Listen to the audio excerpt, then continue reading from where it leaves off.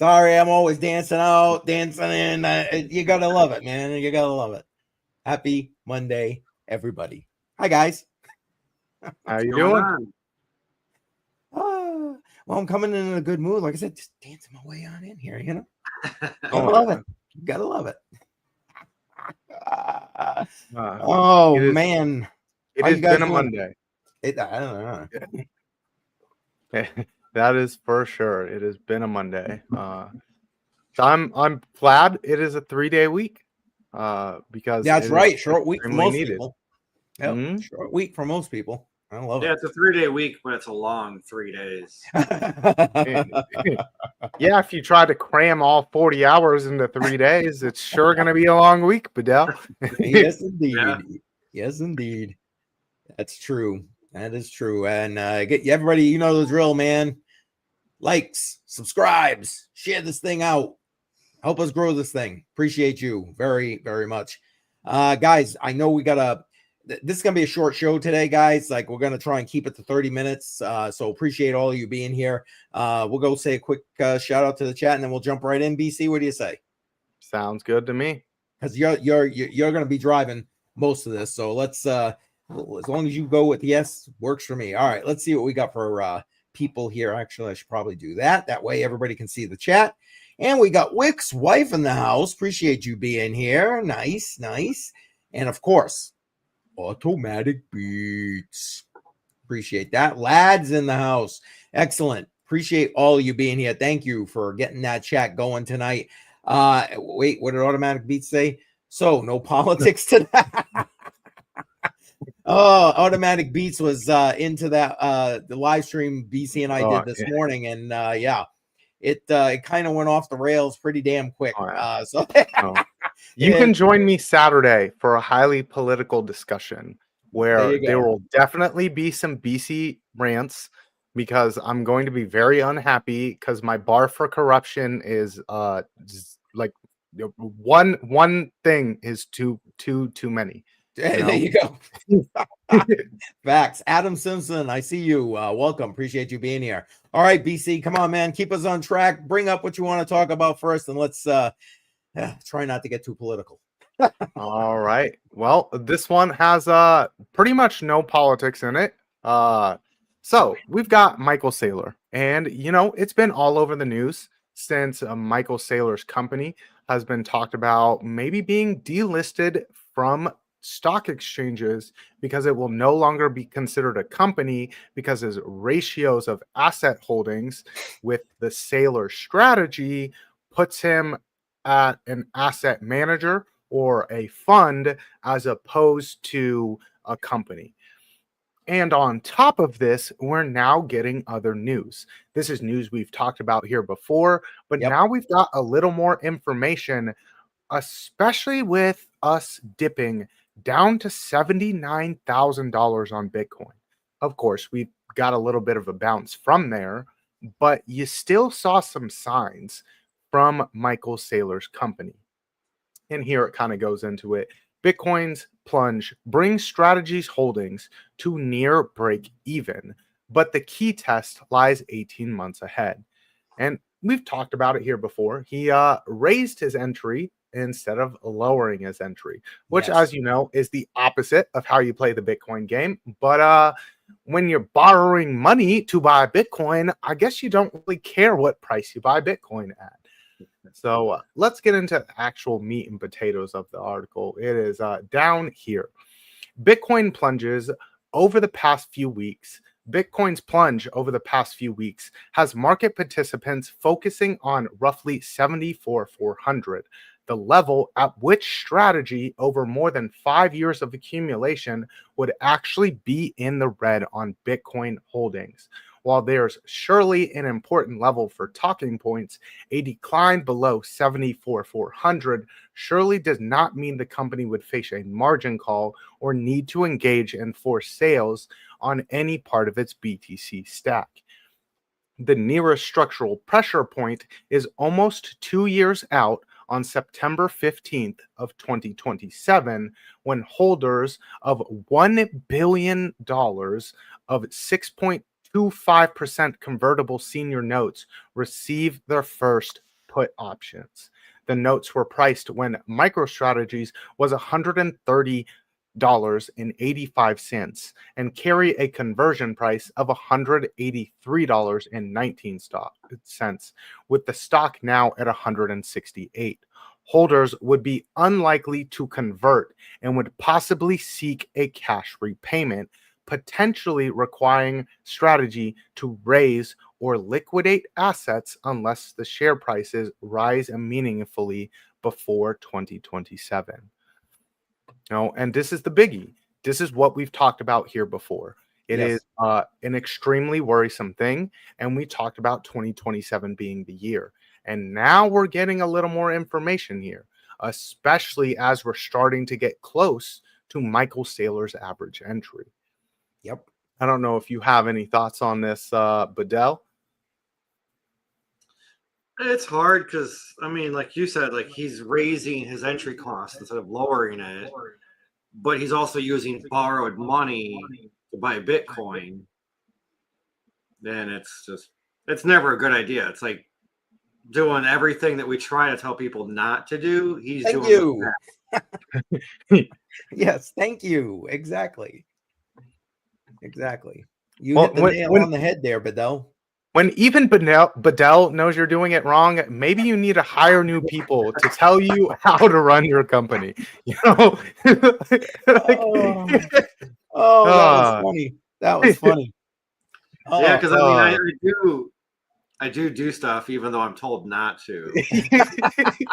I don't believe it. I don't believe it. Last week I asked you to chart ADA, and you're like, "Do not buy, Badel. Do not buy." And you know what I did? I literally bought right before you told me not to buy. Oh goodness! Well, how's that doing? I bought Cardano at 49. It lowered my entry, but if I would have waited a day or two or a few more, could have gotten it at 40. But I mean, it is part of what I was talking about, but I think you'll be able to lower that entry a whole lot further. You might get like sub 20 on ADA. So wow. Talk about bearish right there. Holy cannoli. Man, I thought I was bearish. Well, I mean, you gotta keep into account the targets. You gotta keep into account the targets on Bitcoin, where if targets are correct and we repeat cycles as we have before, and we get to the ranges that we normally get to, we're talking about $38,000 Bitcoin. Where do you think ADA is going to be at when Bitcoin's at 38,000, when ADA didn't even get close to its all-time high? It couldn't get above $1 and hold that. It spent most of its time around 70 cents. And then has absolutely crapped bed as Bitcoin has only shed like 40%. So like it doesn't look good for a lot of these alts that didn't do amazing this cycle. But hey, no argument. We said we weren't. We told you weren't going to get your alt cycle. So it is what it is. Yeah, exactly. I got a question for you guys with regard to Saylor, and I know we got to move on because we, got a kind of deadline here today. But do you think? I mean, all things being equal, I get it. I think Michael Saylor's kind of sold out a little bit. I'm sorry, just the way I feel.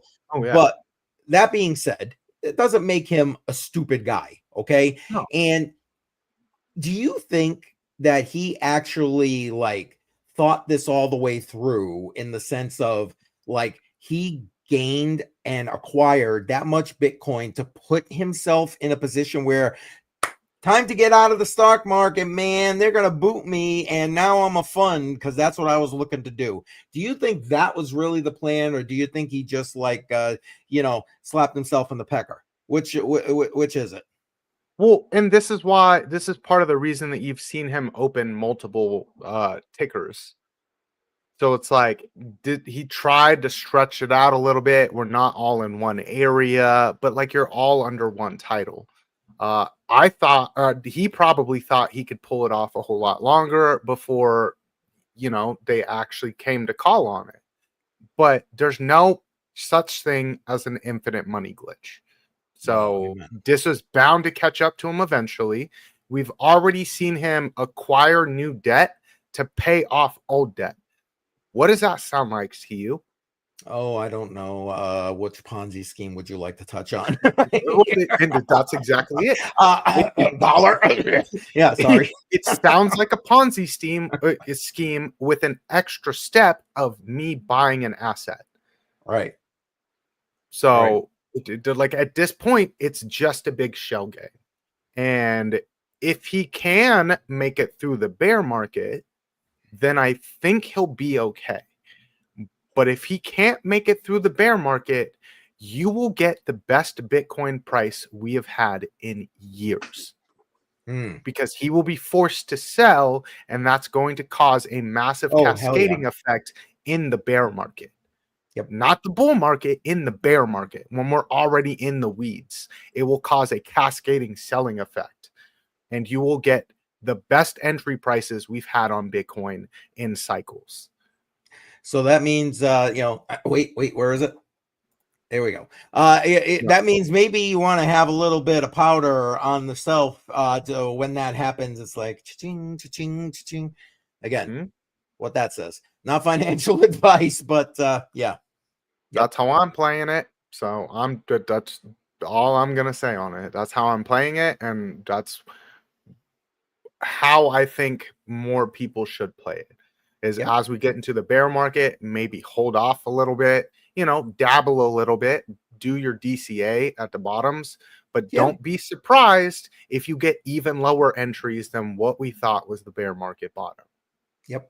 It's and that's what I mean by having a little bit of that extra, if possible. I know things are tight, guys. I get it. But like that little bit extra, maybe that's not your DCA money. That's your holy crap. Bitcoin went to 3,000 again. Guess what I'm doing? Ching, you know what I'm saying? That kind of thing is what I mean. I would be a multi-coiner at that point. There you go, man. There you go. There you go. I did see a thing on X today at work about Bitcoin will never go to zero because some guy has like a 2 million coin buy order at like 2 cents. It's like sure so Bitcoin specifically will never go to zero because Satoshi's wallet holds so much. Right. So if that is never sold, then Bitcoin can never go to zero. So there is a threshold of which Bitcoin cannot go below. Yep. Yeah, but didn't Sailors, or not Sailor, but MicroStrategy, didn't they already move most of their Bitcoin onto exchanges? Not them. So no, I think it was they moved it to like different. They spread it out to different wallets or something. I think is what finally came of that. So we did see other companies sell. So keep your eye out because you'll probably see a little bit more of that coming. Yep.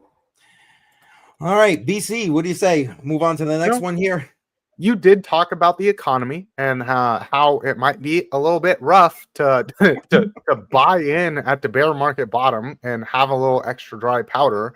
And apparently you're not the only one seeing the signs, because Americans are holding onto devices longer than ever, and it's costing the economy. Getting into here, if you're holding onto your aging printer or cracked smartphone longer than you planned, you are not alone. This lady here is 69, lives in Tucson, Arizona, and she says her Galaxy A71 is 6 years old. It's hanging in there surprisingly well. I've had issues with it and still do, but they are minor, said Mitchell. I love Samsung phones, but cannot afford a new one right now. A new phone would be a luxury. The average American now holds onto their smartphone for 29 months, according to a recent survey by reviews.org, and that cycle is getting longer. The average was around 22 months in 2016. While squeezing as much life out of your device as possible may save money in the short run, especially amid widespread fears about the strength of the consumer job market, it might cost the economy in the long run, especially when device hoarding occurs at levels of corporations. It kind of dives in there a little bit. The people that actually hold the phones the longest are these companies. They'll buy a big batch of phones and then they'll just hold on to it because, the phone still works. And because of the way that the monetary system is set up, because we run on MMT and you need the money, you need velocity of money to be extremely high to end up having that come back so that you can pay off your debt. It's really broken things. So instead of just making a good thing, they make something that's a little bit crappier to try to even force you to buy it sooner so that the economy can keep going. And that wouldn't be needed if we just use something like Bitcoin as money or gold as money. It wouldn't matter when you bought it. As long as you bought it when you needed it, it would demand would be there, and eventually you're going to have to buy the thing. And it shouldn't be, it shouldn't be set up in such a way where if you don't buy a fridge every 5 years, the economy collapses. That's a broken system. That is a broken system. And Wick's wife, nail on the head, gone are these days. And it's funny that she says it that way because BC, this is exactly what you and I were talking about before we came live. And I love that you put the refrigerator example right there, because I was telling BC before we came live, like, I remember my grandparents having literally the same stove, the same refrigerator. That shit outlived them.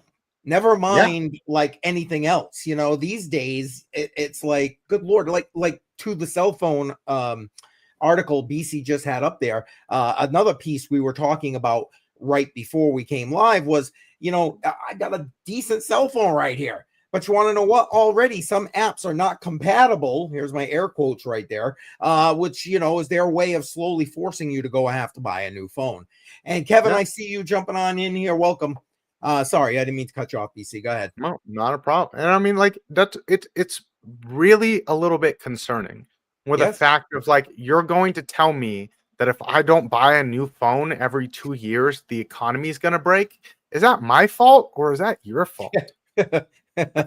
Well, it depends on who you ask. Somebody might say it's Trump's fault. So if we were in our morning conversation, that's what we'd be having right now. Oh, no, my good Lord. I would take it back even further to the I agree. The last Republican president that they really had problems with. It is Nixon's fault. There you go. I'm not a crook, even as he did very crookish things.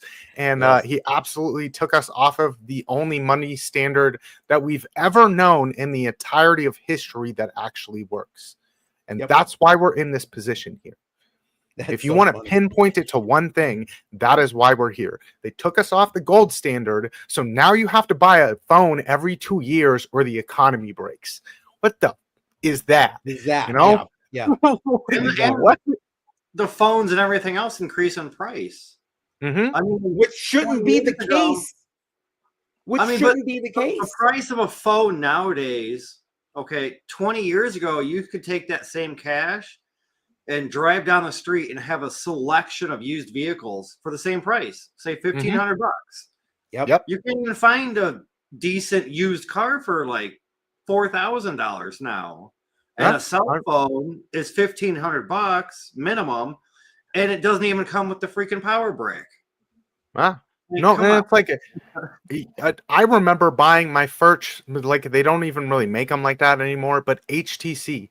I bought my first HTC for like $100, and like, you couldn't get a phone for $100 now.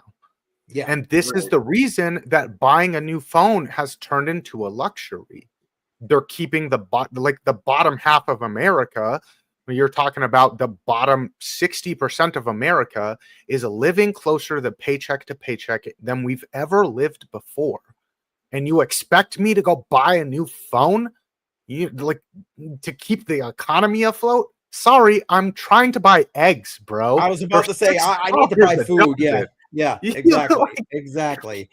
Or you could go buy a $3,000 refrigerator that requires an internet connection to work. Mm-hmm. Why? Why does the refrigerator need an internet connection? Like, so you can see what's inside your fridge while you're at the store. Okay, well, fine, but I shouldn't have to have internet on my fridge in order for it to work.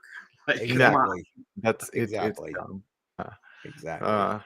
Technology is nice until it like gets to that point where you're like, do I really need that though? Like Well, that's more of an inconvenience than it is a luxury. and not for nothing. I mean, let's just call it where it is. The government, are stealing the money through inflation because technology is a deflationary thing. It should bring prices down. It should make Yes. the manufacturing cheaper. All this Mhm. stuff should not be a 2% increase in the price, which Lord knows it's not 2%, but according to what the Fed says, it should be 2% increase in inflation. No, screw you. Well, You so know what I like, mean? and Stop. the metric that they use to like say technology is like 2% more expensive. They're like, oh yeah, the price of CDs only went up 2%. Who the still buys a CD, bro? Like, I'm sorry, I stream my music on Spotify. I use YouTube. Like yeah, no, duh, the price of CDs didn't go up. No, duh, the price of thumb drives didn't go up. That is not the same as telling me my phone only went up 2%, because that's a damn lie. Yep. That's a fact. That's a fact. I found my old 5 1/4-inch CD burner with like a stack of 100 CDRs, and I'm like, you know what? I just threw it away. What's the point? Like, who burns CDs anymore? Who listens? Nobody. To CDs? Nobody. Yep. Nobody. My computer doesn't even have a CD drive anymore. Exactly. You got to use technology. an external. Yeah, if you're going to use one. Exactly. And Windows comes on a flash drive nowadays and not a disk. Yep. Or you just download it, for that matter, right? Yeah. All right, BC. Move us on. We got one more thing we should get out here and rail about. Well, I'm pretty sure everyone's heard of Zcash recently. And what? What is this Zcash you speak of, sir? I didn't know it went up in value. But this might actually be part of why that is going up in value. And here we go. Van Eck CEO is concerned about Bitcoin's encryption and privacy and says firm could walk away. I mean, not for nothing. They were kind of late to the party. They weren't all in, like, I don't really care what Van Eck says. Facts. But when Van Eck starts questioning whether Bitcoin offers enough encryption and privacy and talks about long-term holders examining Zcash, it kind of looks a little weird. Like, did y'all make money off of Zcash? Like, what did you manipulate the market? I'm glad you said that. We'll circle back on that. Go ahead, keep going, BC. Bitcoin's long-term design came under renewed scrutiny on Friday after Van Eck CEO Jan Van Eck questioned whether the network provides sufficient encryption and privacy during an appearance on CNBC's Power Lunch with anchor Brian Sullivan. Van Eck said that the issues drawing attention inside the Bitcoin community go beyond short-term market swings. There's something else going on within the Bitcoin community that non-crypto people need to know about, he said. He added that Van Eck evaluates Bitcoin's staying power the same way it assesses traditional assets. Ultimately, Van Eck has been around before Bitcoin. We will walk away from Bitcoin if we think the thesis is fundamentally broken. We don't right now know, but you always have to look at the underlying technology and the crypto. He did not define what he meant by the Bitcoin thesis, but his comments pointed toward the foundations that Bitcoin's long-term viability includes the strength of its cryptography, the network's readiness for advances in quantum computing, and whether its privacy model aligns with user expectations. His remarks centered on whether Bitcoin has enough encryption and enough privacy, which he said were now central questions for part of the Bitcoin community. And then he called out Zcash. That's quite funny that he calls out Zcash as Zcash makes demolishing moves towards the upside in the market. Now, it's been out there, and where I said I'm appreciating the fact that you put out market manipulation much. But Zcash has definitely been paying people to talk about Zcash. I mean, that's pretty much, I'm sorry, the couple of people, bigger influencers that I've seen show evidence of that. I believe them. I believe them. I found them to be credible in the past. Mhm. So that being said, I mean, don't get me wrong. Got nothing against Zcash. I love privacy coins. I think they got a place, especially as we go forward.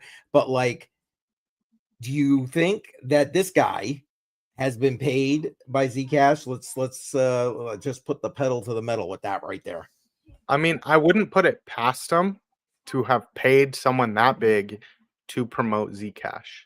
But also at the same time, I will say he brings up valid concerns, Oh, agreed. especially when it comes to quantum computing. We've just seen quantum computers solve a physics equation that even supercomputers couldn't. So we're now starting to get to a kind of line where quantum computers could break encryption. You would need a little bit of effort with it and things like that. You need a little bit of a jump in the qubits that they're actually processing, but it would be doable going forward. And that's why privacy tokens, I feel like, do have their place. Unless Bitcoin actually does change a little bit and actually will adopt to quantum computing taking the forefront. Yep. Well, I think it's going to have to regardless. I just do. Again, a much more lengthy conversation for a different stream, I think. But like, yeah, it's a must pivot. Let me put it to you this way. I think, and tell me, I'm interested to hear what you think. It's a must pivot within my opinion the next 5 years. What do you think? Definitely, especially as you're going to see the rise of AI and things like that. It'll get a whole lot easier to kind of like bug out the system, have a robot just buying Bitcoin, putting it in a wallet, maybe spoofing wallets, things like that. So like it does get to be a little more concerning as technology increases. Yep. So I will give it that. If Bitcoin wants to live, it's going to have to figure out a way to have quantum encryption. Yep. Agreed. Which I don't even think Zcash would be able to handle that. So it's funny that you call out Zcash when it's like, how is Zcash gonna the encryption gonna beat quantum? Like, if Bitcoin's not going to beat it, you think Zcash is? Sorry, I don't. When you're working on some of the same kind of technology use cases as Bitcoin is, except you have a layer of privacy where you have zero knowledge proof. Yep. It's going to be an interesting few years here in the crypto space, I think, is the long and short of summing that whole thing up right there. Maybe even a little hairy. You know what I mean? Well, I'm sorry. We've got Badel over here who doesn't even like the AI, and he's probably gonna really, really hate quantum computers. Yep, no doubt. You're muted. No, sir. you're muted, Badel. Yeah, I just haven't had much time to play with it. It's just been. I mean, maybe this weekend when it's supposed to snow, but we'll see. Hey, you're not the only one getting snow, BC. He's going to be getting some snow this weekend too. I mean, we're only like, I don't know, like 10 hours away from each other. Oh, it's that close. Okay. Yeah. We're like really, really close together in the Midwest. Gotcha. Yeah, it's supposed to start Friday night, all day Saturday, all day Sunday. Yeah, and I'm ready for it. We were saying, I think this morning or last night, we're supposed to be getting like between 5 and 8 inches, but we'll see. We never get like more than 1. Oh yeah. Now that you said that, you just jinxed yourself, Badel. Maybe I can actually use a snowblower for the first time in 4 years. There it is. Well, we used a snowblower last year here, so you just want to come here? I'll borrow your snowblower, or you could just snowblow the front of my house. But that's in a good use. Yeah, hook a boy up. Oh, that's funny. Well, we're close to that deadline, so why don't we start to wrap things up here and go from there? You guys got anything you want to throw out for everybody? Updates, whatever, anything like that? You go first, Badel. I don't really have anything besides just everybody have a safe and happy holiday and travel safely and enjoy. Facts. Yeah, sounds good. Most definitely. And on Thanksgiving, I'm not sure exactly what time just yet. I'll put that out on Good Morning Crypto on Wednesday before. I'll be going live on Thanksgiving. Nice little short Thanksgiving stream just to kind of like, hang out with some of the crypto people before we all hang out with our families. Probably not really talk about much crypto, maybe a little bit, but there will also be a giveaway there. So keep your eyes out for that. I'm not going to tease what it is, but a giveaway will be had. So keep your eyes out for that as long as it's one. a little bit later than your Good Morning shows. Probably. I don't Just a think little most bit. people want to be up at 5:30 watching YouTube on Thanksgiving Day. Probably not. Although I'll probably be up anyways, but yeah, for those people that are in that normal cycle, probably, right? No, I'll probably be awake that early, but I will not be going live that early. So Thanks. I will let y'all know as I confirm other guests. I know there's probably going to be 2 people that come on if depending on what time works for everyone. So, and then this weekend I will be having a show dealing with political corruption on the financial level. So we will have Crux of Crypto on there, and we'll be getting into the weeds on things, talking about not only politicians taking money for their own self-interest and companies' interests, but also kind of the revolving doors that we see going on between certain agencies and and the companies that they're supposed to be regulating. So we'll be getting into a lot of that. And it will be on Hyper Academy, but I can stream it on both. So, and it will also be up on X. So there we go. I'll stream in as many locations as need be. All right, there we go. And Wick's wife, thank you very much, dropping BC's channel in there. Appreciate that. Well, I'll tell you, for those who don't know or who are watching this on the replay, BC, when is your show this weekend? What day, time? It'll be on Saturday at 2 p.m. Eastern. That will be on Counter This on YouTube. It will be me, LBC, and Crux. And keep your eye out on X for the plenty of people, the 12 people watching over there. I'll be streaming there, and I will be dropping the announcements there as well. Excellent. And just to quick update for myself, tomorrow night, 6 p.m. Eastern time, myself, Jar, will be live for Matrix Money Podcast. And Wednesday, again, because of the holiday, I'll probably not be going live at 11 o'clock. I don't know. It's still a little bit up in the air, but we'll see. And then Friday night, as always, guys, I'm planning on doing the after Thanksgiving party on Crypto on the Rocks. So make sure you're here for that, 7 p.m. Eastern time. And I'll give you guys some updates on other things at that point. Like Badel started saying, listen, happy Thanksgiving to everybody in case, I don't see or talk with any of you before then. If you're traveling, I know this is like the busiest travel time of the year. If you're traveling, be safe, especially if you're going to be anywhere near these guys, because Lord knows snowstorms everywhere. So be safe, man. Be safe. Appreciate everybody. Thank you to everybody that's been in the chat and all that good stuff. All right, guys, what do you say? Shall we dance our way out the door? I danced my way in. I might as well dance my way out. What do you think? Sounds good to me. All right, guys. As soon as I can get my mouse to work, we'll do just that. Here we go. Good night, all. Thanks for watching. Yeah, take care. We'll see you guys next week.